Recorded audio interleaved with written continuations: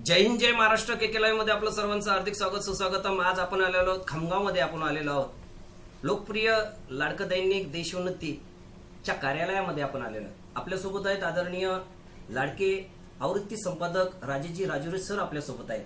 देशोन्नतीच्या माध्यमातून सातत्यानं त्यांचं वास्तव लिखाण येत असतं, राजकीय विश्लेषण येत असतं, सुंदर सुंदर लिखाण त्यांचं देशोन्नतीच्या माध्यमातून सर्वांपर्यंत पोहोचत असतं. त्याचीच दखल घेत आपण के लाईव्ह मध्ये आज सरांची मुलाखत या ठिकाणी घेणार आहोत आणि आपण आलेलो आहोत खामगावमध्ये देशोन्नतीच्या कार्यालयामध्ये. के लाईव्ह मध्ये सर आपलं हार्दिक स्वागत सुस्वागतम. आणि सर, बुलढाणा लोकसभेची निवडणूक सुरू आहे, वातावरण तापलेलं आहे आणि आत्ताच तुम्ही बोललात की खामगावचं जे टेम्परेचर आहे ते कशा पद्धतीनं हीट होतंय, तापतंय, त्या बाबतीतही तुम्ही दोन शब्द बोललात.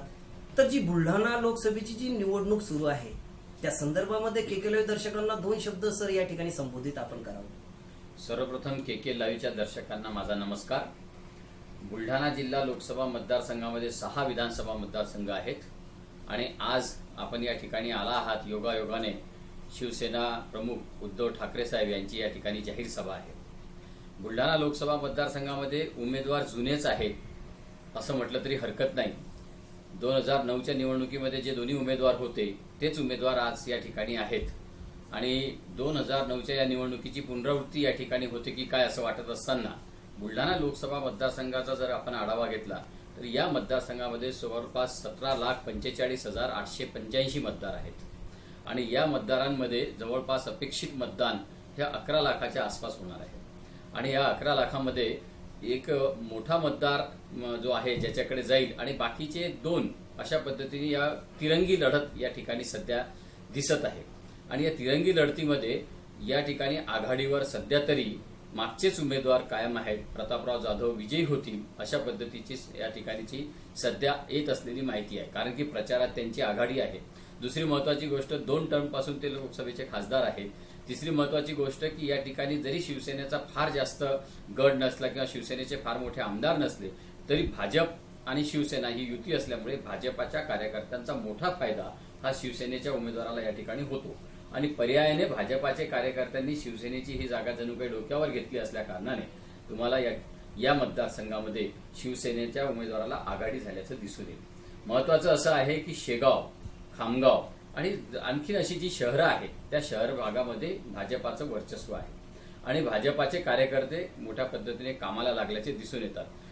राष्ट्रवादीचे जे उमेदवार आहेत डॉक्टर शिंगणे साहेब अतिशय छान चांगलं व्यक्तिमत्व, महाराष्ट्राचे शिक्षण मंत्री राहिलेले व्यक्तिमत्व आहे, परंतु त्यांच्याकडे कार्यकर्त्यांची जरा कमतरता आहे, उणीव आहे, कमतरता भासत आहे आणि काँग्रेसच्या कार्यकर्त्यांनी अजूनही त्यांना काही उधळं घेतल्यासारखं असं दिसून येत नाही. आणि जे विश्लेषण आहे ते मुद्दामून सत्य परिस्थितीवर आधारितच विश्लेषण मी आपल्या दर्शकांना या ठिकाणी देत आहे. आणि ही सर्व परिस्थिती पाहता आजच्या क्षणी तरी भाजपाकडे हा मतदारसंघ म्हणजे भाजपा आणि शिवसेना युतीकडे हा मतदारसंघ जाईल आणि प्रतापराव विजयी होतील अशी सध्याची स्थिती आहे. सर, सध्या वातावरण तापत आहे, प्रचंड हीट निर्माण होते आणि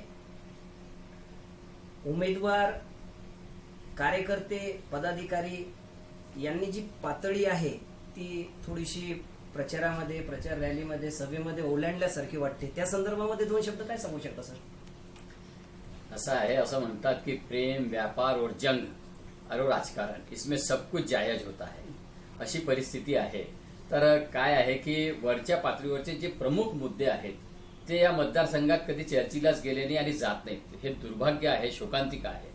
या मतदारसंघामध्ये हवाई पट्टी नाही, या मतदारसंघामध्ये एकच रेल्वे स्टेशन येतो, त्याचा पाहिजे तसा विकास नाही, पाहिजे तेवढ्या गाड्या तिथं थांबत नाही. या मतदारसंघामध्ये सिंचनाच्या पाहिजे तशा व्यवस्था नाही. या मतदारसंघामध्ये BSNL पासूनचे वर्किंग बरोबर नाहीत. म्हणजे केंद्र सरकारच्या पातळीवरच्या ज्या समस्या आहेत त्या मोठ्या प्रमाणात आहेत, परंतु त्या कधी याच्या अगोदरच्याही कुठल्याच खासदाराकडून त्याचं सोल्युशन झालेलं नाही आहे. त्यामुळे ते मुद्दे या ठिकाणी चर्चेला येत नाही. या ठिकाणी व्यक्तिगत पातळीवरचे मुद्दे चर्चेला येतात आणि त्यातही उमेदवार हे व्यक्तिगतरित्या, जसं शिंगणे साहेबांनी कोट करावं की प्रतापराव तुमचा राजकीय जन्म माझ्या वडिलांच्यामुळे झाला, किंवा प्रतापरावांनी सांगावं की ज्या लोकांना काही कळत नाही त्यांनी जाऊन काय उपयोग आहे, अशा पद्धतीने ह्या टीका असतात, या निवडणुकीपुरत्या असतात आणि ते लोकांचं एक मनोरंजनाचंच या टीकेतून काम होतं. याच्यातून प्रबोधन असं काही होत नाही आणि या टीका काही एवढ्या गांभीर्याने घेतल्या जात नाहीत. अनेक तुम्हाला जेलमध्ये टाकून देईल अशा पद्धतीच्याही भाषा वापरल्या गेलेल्या आहेत. परंतु याने फक्त मनोरंजन होतं आणि जे सुज्ञ मतदार आहेत त्यांना माहिती आहे की हे 2-4-8 दिवसाची रणधुमाडी आहे. त्यानंतर सर्व आपापल्या कामाला लागून जातील आणि ते कोणी कोणाला जेलमध्ये टाकत नाही. एवढा मोठा सिंचन घोटाळा झाल्याचा अरेरावी भाजपाने केली होती महाराष्ट्रामध्ये 72,000 कोटीचा आणि त्या सिंचन 5 वर्ष झाले तर त्या सरकारने त्या सिंचन घोटाळ्याच्या संबंधात काहीच कारवाई केली नाही. तर हे असं काही होत नसतं. राजकारण हे राजकारणाच्या पद्धतीने चालतं आणि त्याच्यामध्ये अजातशत्रूपणा राखून राजकारण करणाऱ्यांची संख्या वाढली असल्या कारणाने याचं काहीच टेन्शन कोणी काही घ्यायची गरज नाही आहे. हे बोलघेवडेपणा आहे, बाकी काहीच नाही. आणि सर आणखीन एक प्रश्न करावासा वाटतो की आमचा जो खामगाव ते जालना मार्ग आहे त्याबद्दल 2 शब्द सांगा. खामगाव जालना हा जो मार्ग आहे ही जनतेची मागणी आहे. वास्तविक खामगाव जालना रेल्वे मार्गाचा सर्वे अगोदरच आटोपलेला आहे आणि तो कुठल्याही दृष्ट्या फिजिबल नाही अशा पद्धतीचे अहवाल आणि रिपोर्ट्स आहेत. परंतु त्यानंतरही गेल्या 2014च्या निवडणुकीमध्ये याच दिवशी म्हणजे याच सभेच्या निमित्ताने उद्धव ठाकरे या ठिकाणी आले होते आणि त्यांनी सांगितलं होतं की तुम्ही हे निवडून द्या, सरकार बहुमतात येऊ द्या, खामगाव जालना रेल्वे मार्ग मी करून दाखवणार आणि कोण कसं आडवं येतं मी ते पाहणार. आज 5 वर्ष झाले, त्याच्याबद्दलची साधी तरतुदी म्हणा किंवा काही म्हणा ते झालेली नाही. ते फिजिकल दृष्ट्या नाही आहे, फक्त एक लोकांना एक जुमला, त्याला अमित शहाच्या भाषेमध्ये सांगूया तसा तो जुमला सारखा झालेला विषय आहे. परंतु खामगाव जालना रेल्वे मार्ग मला तरी वाटत नाही की तो शक्य होईल. राजकीय त्याला जी प्रबळ इच्छाशक्ती लागते ती जर राजकीय इच्छाशक्ती जर यांनी खरंच जागृत केली तर मग अशक्य असं काही नाही, ते होऊ शकतं आणि ते व्हायला पाहिजे. हे मात्र या खामगावचीच नव्हे तर पूर्ण बुलढाणा जिल्ह्याची मागणी आहे. सर मी केकेलाईच्या माध्यमातून तळागाळापर्यंत पोहोचत असतो आणि विविध मान्यवरांचे राजकीय, सांस्कृतिक क्षेत्रातील, शैक्षणिक क्षेत्रातील असेल सर्वांचे इंटरव्ह्यूज असतील, लहान थोरांपासून मोठ्यापर्यंत आम्ही त्यांच्यापर्यंत जाऊन ते इंटरव्ह्यू घेत असतो. असंच विश्लेषण करत असताना आम्ही विश्लेषण घेतलं, राजकीय विश्लेषण ॲडव्होकेट ज्येष्ठ पत्रकार गिरीशजी दुबेंचं. त्यांनी त्यामध्ये स्पष्ट आरोप केले विश्लेषण करताना की जिल्ह्यामध्ये रेल्वेचा प्रश्न सुटला नाही, त्याच्यानंतर मोठा प्रकल्प आला नाही आणि शेतकऱ्यांचे प्रश्न सुटले नाही. तर या संदर्भामध्ये हे जे 3 प्रश्न आहेत प्रामुख्यानं आणि देशोन्नती हे जे वृत्तपत्र आहे सातत्याने शेतकऱ्यासाठी लढत असतं आणि शेतकऱ्यांचे सुख दुःख देशोन्नतीच्या माध्यमातून मांडत असतं. या संदर्भामध्ये 2 शब्द केकेलाई दर्शकांना, शेतकऱ्यांबद्दल आपण काय सांगू शकता? हे जे 3 प्रश्न आपण या ठिकाणी उपस्थित केले, हे 3 प्रश्न फक्त या मतदारसंघापुरते नव्हे तर संपूर्ण देश पातळीवर आहेत आणि देश पातळीवरही याचं समाधान झालेलं नाही आहे. हे प्रश्न आजही कायम आहेत. मागच्या 2014 मध्ये कायम होते, 2009 मध्ये कायम होते, त्याच्यापूर्वीही कायम होते. हे प्रश्न न सुटणारे अशा पद्धतीचे प्रश्न आहे, कारण की याला राजकीय इच्छाशक्तीच नाही. या बुलढाणा जिल्ह्यामध्ये सेंट्रल रेल्वे स्टेशन शेगाव आहे. जर मोठे काही प्रकल्प आणायचे असतील तर ते शेगावच्या जवळ आसपास आणावे लागतात. तेव्हा त्या दृष्टिकोनातून ते पाहिल्या गेलं नाही, मोठा प्रकल्प या ठिकाणी येऊ शकला नाही. आणि सिंचनाचं मी तुम्हाला ऑलरेडी सांगितलंय. बेरोजगारीचा प्रश्न असाच आहे की मोठे उद्योग आल्याशिवाय त्यांना रोजगार उपलब्ध होऊ शकत नाही. त्यामुळे या जिल्ह्याचा सर्व बेरोजगार हा इकडे तिकडे पळत राहतो आणि हे दुर्भाग्य आहे, ही शोकांतिका आहे की या प्रश्नावर पाहिजे तसं काम होत नाही किंवा याच्या संदर्भात एक असा आपण त्याला एक नेटवर्क म्हणा किंवा आपण म्हणू त्याला की एक प्रोग्राम असा कुठला तयार नाही कुठल्या पक्षाकडे की हे सर्व कशा पद्धतीने सुटतील आणि ते सोडण्यासाठी काय करायचं याचा अभ्यासही कोणी करत नाही आणि केल्यानंतर सुद्धा त्याला तशा पद्धतीचं वातावरण होत नाही. तर हे प्रश्न फक्त बोलण्यासाठी असतात. आणि विशेष म्हणजे या प्रश्नावर मतदान होतच नाही. मतदान कशावर होतं? आज आपण कुठल्या मुद्द्यावर मतदान करण्यासाठी जात आहोत तर मतदान हे खासदाराला पाहून न करता देश पातळीवर पाहून केला जातो. कुठल्या पक्षाला बहुमत द्यायचं आहे, पंतप्रधानापदी कोणाला बसवायचं आहे हे पाहून मतदान द्या. काही ठिकाणी या बुलढाणा जिल्ह्यामध्ये तुम्हाला अशी परिस्थिती निर्माण झालेली दिसेल की प्रतापराव मजबुरी है क्योंकि नरेंद्र मोदी जरुरी है. म्हणजे तुम्हाला जर नरेंद्र मोदी पंतप्रधानपदी पाहिजे आहेत तर प्रतापराव ही मजबुरी आहे. तर त्या अनुषंगाने सुद्धा मतदान केलं जातं. त्यामुळे हे प्रश्न जे आहेत ते प्रामुख्याने महाराष्ट्र सरकारने हाताळायचे आहेत. केंद्र सरकारचा हा फार मोठा हे प्रश्न पाहण्याकडे कल जात नाही. तेव्हा लोकांनी सुद्धा कोणती कामं खासदाराकडे आहेत, कोणती कामं आमदाराकडे आहेत, कोणते प्रश्न राज्य सरकारचे आहेत, कोणते प्रश्न केंद्र सरकारचे आहेत हे समजून घेतले पाहिजे. याच्यातला सर्वात महत्वाचा प्रश्न खामगाव जालना रेल्वे लाईन हा केंद्र सरकारचाच प्रश्न आहे आणि तो मात्र सोडवला गेला पाहिजे या मताचा मी आहे. आता वंचित आघाडी आहे डॉक्टर प्रकाश आंबेडकरांची आदरणीय, त्या बाबतीत वंचित आघाडीच्या बाबतीत काय सांगू शकता तुमच्या?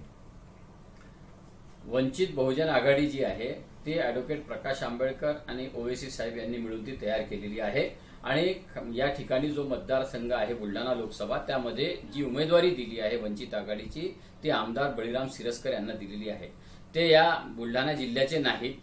मुद्दामच त्यांना ज्या पहिलीच गोष्ट अशी होती की वंचित आघाडीने जे उमेदवारांची यादी जाहीर केली, पहिला प्रयोग त्यांनी केला. हे पण एक प्रश्नच आहे की ॲडव्होकेट बाळासाहेब आंबेडकरांनी एक वेळेस सांगावं की जातीचा उल्लेख शिक्षणाच्या दाखल्यावर नको, आणि दुसरीकडे त्यांनी जेव्हा ही उमेदवारी जाहीर केली तर प्रत्येकाची जातनिहाय उमेदवारी जाहीर केली, आणि त्यांनी ही माळी समाजासाठी उमेदवारी म्हणून या ठिकाणी दिलेली आहे. परंतु वंचित बहुजन आघाडीचा जिल्ह्यामध्ये कुठलाही जोर नाही आहे आणि फार मोठ्या प्रमाणात कुठलं काही काम नाही आहे. पण त्यांचं प्रतिनिधित्व या ठिकाणी होत असल्याने या ठिकाणचे प्रदेशाध्यक्ष अशोक भाऊ सोनवणे खामगावचे आहेत. त्यामुळे वंचित आघाडीची दखल या ठिकाणी घेतल्याच जाईल आणि तिरंगी लढत होईल असं चित्र त्यामुळे निर्माण होत आहे. सर, मी आपलं देशोन्नतीच्या माध्यमातून वास्तव वाचत असतो, राजकीय विश्लेषण सुद्धा वाचत असतो, आणि त्याच्यामध्ये शेर खूप सुंदररित्या तुम्ही ते मास्टर स्ट्रोक दिलेले असतात. एखादा शेर केकलवी दर्शकांना या ठिकाणी आपण या बुलढाणा लोकसभा निवडणुकीच्या संदर्भामध्ये सांगावं. मतदारांनी सावध व्हावं या हेतूने, आणि मतदारांनी कसा उमेदवार निवडावा आणि काय राजकीय परिस्थिती निर्माण होते याबद्दलचा मला एक शेर आठवतो की बन के एक हादसा बाजार में आ जाएगा. हा यांचा शाहीर बद्रचा शेर आहे. बन के एक हादसा बाजार में आ जाएगा, जो नहीं होगा वो कल अखबार में आ जाएगा. चोर उचक्कों की करो कद्र की मालूम नहीं, कल कब कौन सी सरकार में आ जाएगा, कल कब कौन सी सरकार में आ जाएगा. तेव्हा मतदारांनी जागृत राहावं, मतदान मोठ्या प्रमाणात करावं, योग्य उमेदवार निवडावा, एवढंच आवाहन मी या ठिकाणी आपल्या चॅनलच्या माध्यमाने करू इच्छितो. धन्यवाद.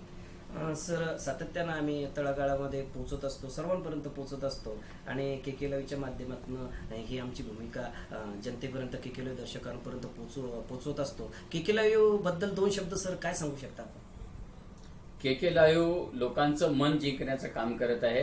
केके लाईव्ह जे सत्य परिस्थिती आहे, जे वास्तव आहे ते मांडण्याचा प्रयत्न करत आहे. अशाच पद्धतीने त्यांनी कार्यरत राहावं, आणि केके लाईव्हनी हे जास्त मोठ्या प्रमाणातही करावं की नाही करावं हे त्यांनी बघावं, कारण की असे केलेल्या चॅनल्सवाल्यांवर सुद्धा अनेक प्रकारच्या संकट आलेली आहेत. तेव्हा ही पण मी तरी एक आपण दीप, एक आपलं फार जगातला फार मोठा अंधकार आपण काही दूर करू शकत नाही, परंतु आपण छोटंसं दीप म्हणून आपल्या आजूबाजूचा उजेड पाडू शकतो आणि तेवढा अंधकार दूर करू शकतो. तेवढं तरी काम केके लाईव्ह करत आहे. त्याबद्दल केके लाईव्हचं अभिनंदन. सरांनी आपल्या रोखठोक भाषेमध्ये वास्तव केकेलाईव्ह दर्शकांसमोर मांडलेला आहे. सर, अत्यंत मार्मिक भाषेमध्ये आपण केकेलाईव्ह दर्शकांना हे सुंदर वास्तव या ठिकाणी मांडलं, आणि केकेलाईव्ह दर्शकांना खूप आनंद झाला की आज आपल्या केकेलाईव्हमध्ये सरांचं या ठिकाणी मुलाखत झाली, आणि खूप सुंदररित्या तुम्ही या ठिकाणी मुलाखत दिली सर.